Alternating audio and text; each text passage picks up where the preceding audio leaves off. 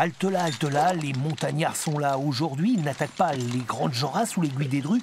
Non, sur l'île de Ré, leur ascension est plus modeste. Les 40 mètres du clocher d'Ars avec une mission, le repeindre, et cela mérite quelques précautions.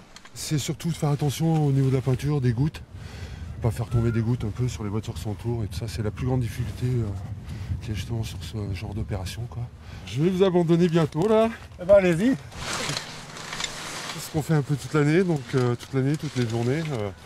Donc voilà, moi je suis originaire de Chamonix, donc c'est un peu l'habitude. Voilà, depuis quelques années qu'on fait ça. Si Dom vient des montagnes, la société qui l'emploie, elle est bien de notre plat pays charentais-maritime. Camp de base Étré pour Ascension qui, depuis 1998, effectue tous les travaux pourvu qu'il soit haut. On est amené à faire de la peinture, de la maçonnerie, de la soudure, du paratonnerre. Ça, c'est pour ce qui est travaux urbains, hein. On peut faire de l'électricité, enfin plein de choses comme ça. Ensuite, on peut être amené à travailler en industrie pour les céréaliers. On intervient en milieu confiné, on rentre dans les silos, dans les gaines, dans les cyclones, tout ce qui est un petit peu inaccessible. Revenons à notre clocher bâti au XVe siècle par les moines vendéens de Saint-Michel-en-Lerme. Dès 1903, il a été classé monument historique. À cette époque, plusieurs clochers de l'île étaient peints en noir et blanc. Seul Ars a su préserver ce privilège.